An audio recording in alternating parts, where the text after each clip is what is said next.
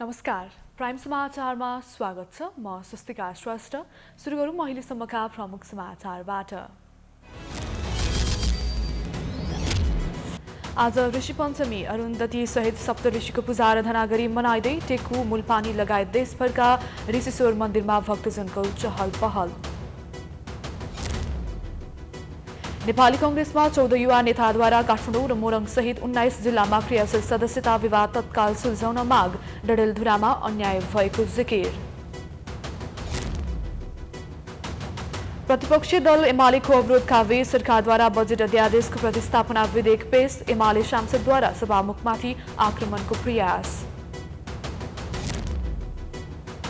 तालिबान सरकारले हिंसा मच्याएको भन्दै संयुक्त राष्ट्र संघद्वारा निन्दा। प्रदर्शनकारीमाथि हिंसात्मक प्रतिवाद नगर्न चेतावनी।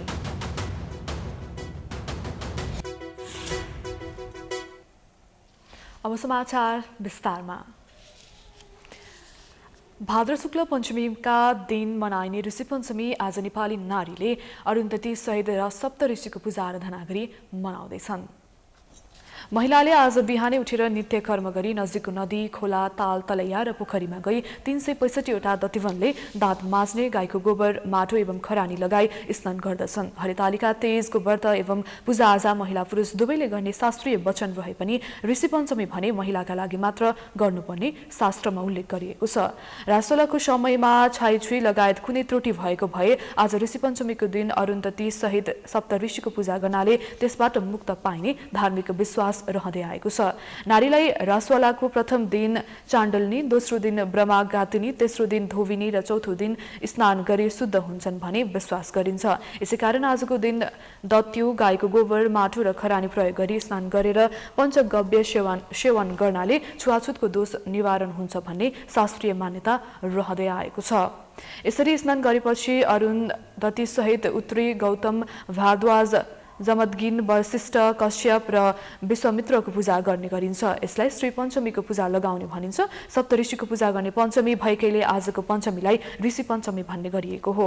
आज काठमाडौँको टेकु, मूलपानी लगायत मुलुकभरका ऋषिश्वर मन्दिरमा पूजाआजा लागि श्रद्धालु महिला भक्तजनको घुइँचो लाग्ने गर्दछ।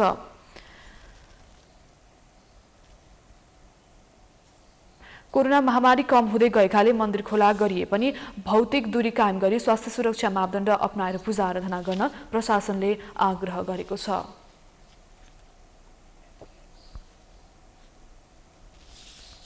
नेपाली कांग्रेसका 14 युवा नेताले पार्टीको 14औं अधिवेशन क्रममा काठमाडौँ र मोरङ सहित 19 जिल्लामा क्रियाशील सदस्यता विवाद तत्काल सुल्झाउन माग गरेका छन्।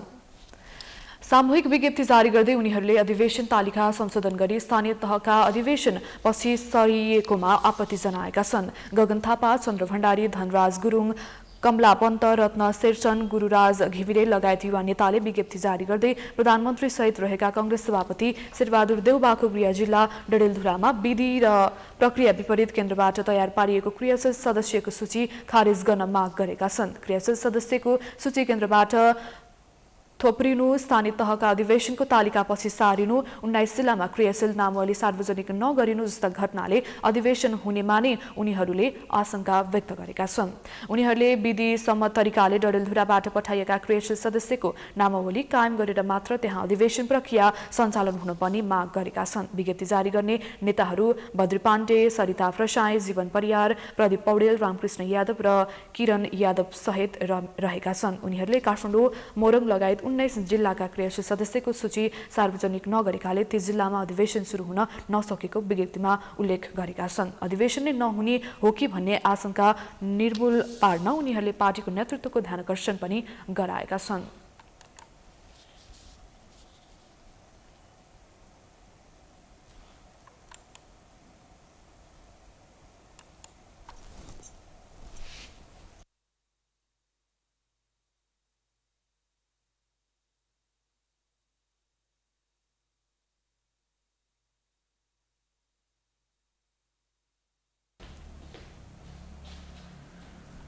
सरकारले स्थापन विधेयक प्रस्तुत गर्दा विवादित र रोचक दृश्य देखिएको छ। मुख्य प्रतिपक्षी दल नेकपा एमाले सांसदले रोस्टम घेराउ गरे। सभामुख विरुद्ध नाराबाजी मात्रै होइन, आक्रमणकै प्रयास भयो। मर्यादा पलको बल प्रयोग गरेर सञ्चालन गरिएको प्रतिनिधि सभाको बैठक कस्तो रह्यो त? एक रिपोर्ट। संसदमा शुक्रबार विपक्षीको लगातारको विरोध र होहल्लाबीच अर्थमन्त्री जनार्दन शर्माले प्रतिस्थापन विधेयक प्रस्तुत गरे। विपक्षीको लगातारको विरोधलाई बेवास्ता गर्दै सत्ता पक्षलाई संसदको बिजनेस अगाडि बढाइरहेको हो। विपक्षी दल नेकपा एमालेका सांसदहरू रोस्टममा पुगेर अर्थमन्त्रीलाई रोक्ने प्रयास गरेका थिए। त्यस क्रममा अर्थमन्त्री जनार्दन शर्मा एमालेका सांसदलाई छलेर दौडिँदै रोस्टमसम्म पुग्नु परेको थियो। सर्वप्रथम मान्य अर्थमन्त्री श्री जनार्दन शर्मालाई प्रतिनिधि सभा नियमावली 2075 को नियम 149 को उपनियम 1 र 5 बमोजिम आर्थिक विधेयक 2078 विनियोजन विधेयक 2078 र राष्ट्र ऋण उठाउने विधेयक 2078 प्रस्तुत गर्न अनुमति दिन्छु। विनियोजन विधेयक र बजेटसँग सम्बन्धित आश्रित आर्थिक अध्यादेश र राष्ट्र ऋण उठाउने अध्यादेश स्वीकृत गरेसँगै अर्थमन्त्री शर्माले प्रतिस्थापन विधेयक पनि पेश गरेका हुन्। संसदबाट अध्यादेश स्वीकृत भएसँगै सरकारले हतार हतार सचिवालयमा प्रतिस्थापन विधेयक दर्ता गरेको थियो। सामान्य अवस्थामा सरकारी विधेयक सदनमा पेश हुन 5 दिन कुर्नुपर्ने भए पनि नियम निलम्बन गरेर शुक्रबार नै पेश गर्ने गरी कार्यसूची निकालिएको थियो। यसरी सत्तापक्षले पेलेरै जान खोजेपछि प्रतिपक्ष एमालेका सांसदहरू रुष्ट बनेका थिए। एमाले सांसद रेखा झाले त संसदमा माइकले हानेर सभामुख अग्नि सापकोटाको टाउको फुटाउन खोजेको र एमाले अध्यक्ष केपी शर्मा ओलीले रोकेको प्रतिक्रिया दिएकी छन्। हुलदङ्गाका बीच संसदमा खसेको माइक टिप्ने लाग्दा ओलीले उनलाई रोकेका थिए। हामीले जे पाए त्यसलाई टाउको फुटाउने हामीले स्वतन्त्र थियौँ, फुटाइदिन्थ्यौँ हामीले। त्यो संसदीय मर्यादा हामीले पहिला गल्ती कसले गरेको? चोर बाटोबाट चाहिँ त्यो विधेयक ल्याउन मिल्छ? माइकले हान्ने हो सभामुखलाई हान्थ्यो, अर्थमन्त्रीलाई हान्थ्यो। एमाले सांसदहरूले शुक्रबार धकेल गर्दा कांग्रेस सांसदहरू बस्ने कुर्सी समेत भाँचिएका छन्। कांग्रेसका सांसदहरू शशाङ्क कोइराला र प्रकाशमान सिंह बस्ने कुर्सी भाँचिएका हुन्। पूर्व वनमन्त्री नारदमुनि राणा थारू, पूर्व सहायक मन्त्री आशा विक र नरबहादुर धामीले एमालेकै अन्य सांसदको बुइमा चढेर रोस्टमतर्फ जान खोजेका थिए। उनीहरूलाई मर्यादा पालकले रोक्न हम्मे परेको थियो। कोभिड-19 का कारण शिथिल भएको अर्थतन्त्रलाई गतिशील र चलायमान बनाउन वर्तमान सरकार गठन पश्चात राजनीतिक प्राथमिकता दिई वाणिज्य बैंकका शाखाहरूलाई प्रत्यक्ष पालिका गरी जनशक्ति उत्पादन गर्न, प्रविधिमा पहुँच अभिवृद्धि गर्दै शिक्षाको गुणस्तर सुधार गर्न, प्रत्येक प्रदेशमा कम्तीमा एउटा शैक्षिक उत्कृष्टता केन्द्र स्थापना। अर्थमन्त्री शर्माले विपक्षीको लगातारको विरोधलाई सुनेको नसुनै गर्दै प्रतिस्थापन विधेयक प्रस्तुत गरेका हुन्। विपक्षीको सभा लगातारको विरोध र होहल्ला बीच नै प्रतिस्थापन विधेयक प्रस्तुत गरिएपछि संसद बैठक आइतबारसम्मका लागि स्थगित भएको छ। समाचारको सिलसिला जारी छ, हामी विश्रामपछि आउँछौँ।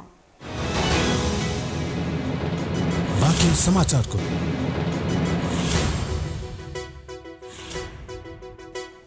विश्रामपछि स्वागत छ। अब बाँकी समाचार। प्रधानमन्त्रीको रूपमा शेरबहादुर देउवाले शपथ लिएको 60 दिन नागेको छ। तर परम्परा अनुसार प्रधानमन्त्री र मन्त्री बनेको 60 दिनभित्र सम्पत्ति विवरण सार्वजनिक गर्नुपर्ने कुरा मन्त्रीमण्डलका सदस्यहरूले बिर्सिए झै गरिरहेका छन्। आखिर किन त? एक रिपोर्ट। नेपाली कांग्रेसका सभापति शेरबहादुर देउवा प्रधानमन्त्री बनेको 60 दिन बितिसक्दा समेत न उनले न त उनका मन्त्रीमण्डलका कुनै पनि सदस्यले सम्पत्ति विवरण सार्वजनिक गर्न चासो देखाएका छन्। मन्त्री वा अन्य सरकारी ओहदामा पुगेको 60 दिनभित्र सम्पत्ति विवरण सार्वजनिक गर्नुपर्ने कानुनी प्रावधान छ। देउवासँगै कानुन मन्त्री ज्ञानेन्द्र बहादुर कार्की, गृहमन्त्री बालकृष्ण खाँड, ऊर्जा मन्त्री पम्फा भुसाल तथा अर्थमन्त्री जनार्दन शर्माले आजसम्म सम्पत्ति विवरण सार्वजनिक गरिसक्नुपर्ने थियो, तर गरेका छैनन्। हुन त हालसम्म बनेका सरकारका मन्त्रीले समयमै सम्पत्ति विवरण बुझाएको र अद्यावधि गरेको कमै मात्र देखिन्छ। मन्त्री बन्न तछाड गर्नेले सम्पत्ति विवरण बुझाउन आनाकानी गर्न नहुने कुरामा सत्तारूढ दल नेपाली कांग्रेसका नेता भीमसेन दास प्रधान समेत सहमत छन्। अहिले हामी सबै मान्यहरू सम्पत्ति विवरण चाहिँ भाद्र 28 बुझाउनुपर्छ हैन। अब त्यो मान्यहरूले हिजो पनि बुझाएको, अहिले मन्त्री भयो, त्यो त हाम्रो परम्परा सम्पत्ति विवरण बुझाउनु पर्ने। पार्लियामेन्ट भएपछि र मन्त्री पनि त्यही पार्लियामेन्टको अभिन्न अङ्ग हो हैन। त्यो कुरा त अब तपाईँले मिडिया मार्फत उठाइदिएपछि उहाँले बुझाउनुहुन्छ हैन, त्यसलाई ध्यान राख्नु पर्यो। नेकपा माओवादी केन्द्रका नेता देव गुरुङले समेत मन्त्रीहरूले निर्धारित समयमै सम्पत्ति विवरण सार्वजनिक गर्नुपर्ने बताए। उनी समयमै सम्पत्ति विवरण सार्वजनिक गर्नु एउटा जनताको प्रतिनिधिको दायित्व भएको बताउँछन्। हजुरले के भन्नुहुन्छ यसलाई? हामीले त विधिलाई फलो गर्नुपर्छ, विधिको शासनलाई फलो गर्नुपर्छ, विधिमा प्रणालीमा जे छ त्यसलाई फलो गर्नुपर्छ भनेर नि भन्नु। नेकपा एकीकृत समाजवादीका नेता जीवनराम श्रेष्ठ समेत मन्त्रीदेखि सरकारी ओहदामा रहेका सबैले समयमै सम्पत्ति विवरण बुझाउनु र प्रत्येक वर्ष अद्यावधि गर्नुपर्ने बताउँछन्। होइन, सांसदहरूले त यो हरेक आर्थिक वर्षमा हाम्रो संसदीय चाहिँ सचिवालयमा हामीले सम्पत्ति विवरण बुझाउनुपर्छ। कतिपय संसदले अझै पनि नगरेको पनि देखिएको छ। छैन होला, किन छैन होला? त्यसमा नगर्दाखेरि त्यो जरिवाना लाग्छ, सूचना हुन्छ। त्यो हिसाबले मेरो नोटिसमा चाहिँ नि छैन। अब यो सार्वजनिक पद धारण गर्ने जो कोही व्यक्तिहरूले आफ्नो सम्पत्ति विवरण सार्वजनिक गर्नुपर्छ भन्ने जुन चाहिँ नि व्यवस्था छ त्यो अनुसार सबैले गर्नुपर्छ।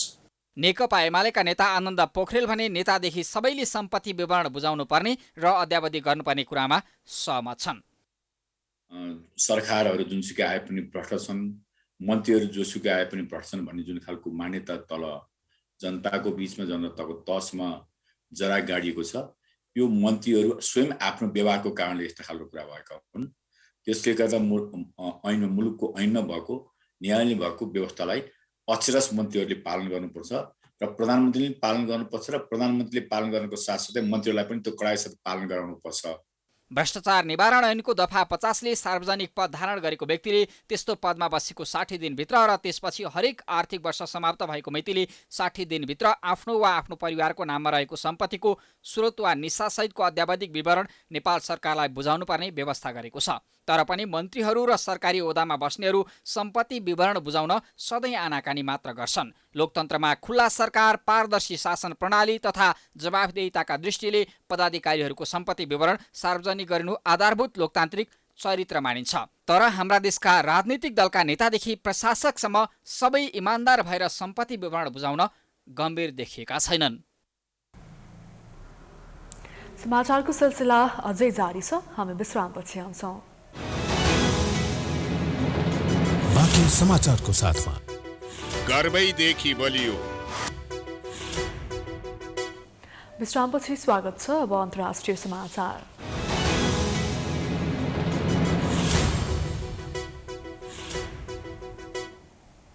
संयुक्त राष्ट्र संघले तालिबानका कारण अफगानिस्तानमा हिंसा बढेकोमा निन्दा गरेको छ। तालिबानले अफगानिस्तान कब्जा गरे लगतै आफूप्रति असहमत हुनेहरूमाथि बर्बरतापूर्वक हिंसा मचाइरहेको राष्ट्रसङ्घको ठहर रहेको छ। तालिबान सरकारले हिंसात्मक प्रतिक्रिया जनाइरहेको भन्दै राष्ट्रिय संघले कडा शब्दमा निन्दा गर्दै सुध्रिन चेतावनी दिएको छ। तालिबान लडाकुहरूले हालै प्रदर्शनको क्रममा 4 जनाको ज्यान लिएको संयुक्त राष्ट्र संघले जनाएको छ। अगस्त 15मा काबुल पतन भएपछि अफगानिस्तानमा महिलाहरूको अधिकार र अधिक स्वतन्त्रताको सम्मानको माग गर्दै प्रदर्शनहरू भइरहेका छन्। तालिबान लडाकुहरूले प्रदर्शनकारीहरू विरुद्ध लाठी, कोरा र प्रत्यक्ष गोली बारुद प्रयोग गरिरहेको राष्ट्रसङ्घको प्रतिवेदनमा उल्लेख गरिएको छ। अब खेलकुद समाचार। आज ऋषि पञ्चमी अरुन्धती सहित सप्तऋषिको पूजा आराधना गरी मनाइँदै टेकु, मुलपानी लगायत देशभरका ऋषिश्वर मन्दिरमा भक्तजनको चहल पहल। नेपाली कांग्रेसमा 14 युवा नेताद्वारा काठमाडौँ र मोरङ सहित 19 जिल्लामा क्रियाशील सदस्यता विवाद तत्काल सुल्झाउन माग। डडेलधुवामा अन्याय भएको जिकिर। प्रतिपक्षी दल एमालेको अवरोधका बीच सरकारद्वारा बजेट अध्यादेशको प्रतिस्थापना विधेयक पेश। एमाले सांसदहरूद्वारा सभामुखमाथि आक्रमणको प्रयास। तालिबान सरकारले हिंसा मच्याएको भन्दै संयुक्त राष्ट्रिय संघद्वारा निन्दा। प्रदर्शनकारीमाथि हिंसात्मक प्रतिवाद नगर्न चेतावनी। समाचार अहिलेलाई हेर्दै गर्नुहोला। टेलिभिजन। नमस्कार।